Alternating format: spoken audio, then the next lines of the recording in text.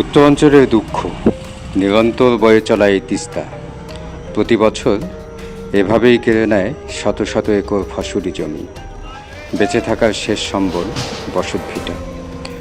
আর এই ভাঙনের ফলে প্রতি বছরই বাস্তুহারা হচ্ছে হাজার হাজার মানুষ। এই 3 দিনের ভেতরতে এই 3 দিকের এমন প্রভাব ভাঙন, এই 3 দিকের মধ্যে এখান থেকে 4টে বাড়ি যাইতেছে।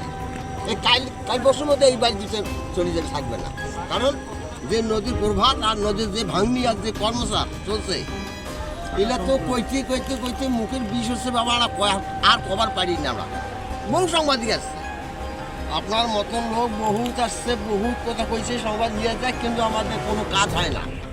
কাজ হয় না বেজায় এখন আমরা নিজে দুঃখিত হয়া নিজে নিজে পাড়াইতে হচ্ছে। আমার আর বলার কিছু নেই বাবা।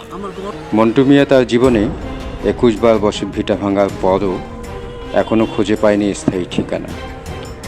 শুধু মন্টু মিয়াই নয়, চর ইস্তি, চর বাগেরহাট, চর বেনবিনিয়া, চর মটুপুর এলাকার রবিউল, ফরিদ, রশিদুল, টয়রা, ময়না আর আলিমুদ্দিনের মতো হাজার হাজার মানুষ এভাবেই তাদের সর্বস্ব হারিয়ে হয়েছে ঋত সর্বস্ব।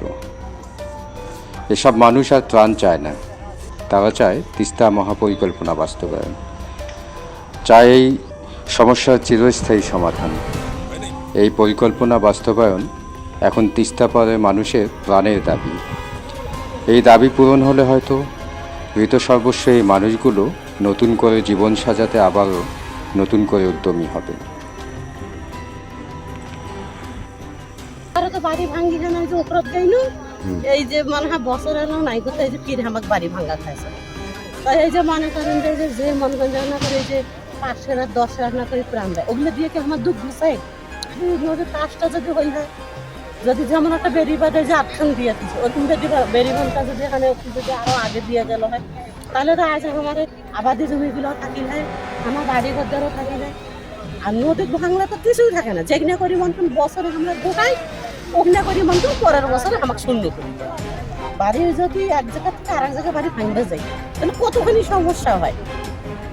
তাহলে ওই আমরা ফের উঠি খারাপ হয় কীভাবে? তাহলে ওটা তো সেই হিসেবে আমার নদী এলাকা, শহর এলাকার আমার কোনো আন্নতে আছে কি?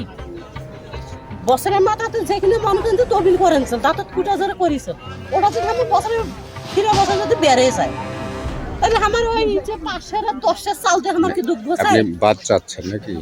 তাতে যদি ওইটা না করি, যদি আমার একটা যে বাদ দিলে হয়, যেমন বেরি বাদটা দিচ্ছে ওইরকম যদি আমার একটা বাদ দিলে হয়, তাহলে ওইটাই আমার মাদ্দুত পাইনো হয়। আমরা সবারই একটা কথা যে আমরা ত্রাণ নয় পরিত্রাণ চাই। তো এখান থেকেই মানুষ আসলে তাদের ব্যথাটা মানে বোঝা যায় যে তারা আসলে স্থায়ী সমাধান চায়। তো ত্রাণ সহযোগিতা আসলে স্থায়ী সমাধান কখনোই হতে পারে না।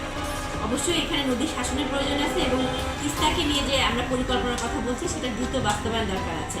কারণ ত্রাণ সহযোগিতা হয়তো তাকে 1-2 মাসের জন্য অথবা এই আপৎকালীন যে সময়টা সেটার জন্য তাকে সাময়িক মুক্তি দিতে পারে, কিন্তু তার যে বাড়িটি নদীগর্ভে হারিয়ে গেল, তার যে পশুর ক্ষয়ক্ষতি হলো, তার যে মাছগুলো চলে গেল, তার যে ফসলের ক্ষয়ক্ষতি হলো, এটাকে কিন্তু স্থায়ী সমাধান করা সম্ভব হচ্ছে না।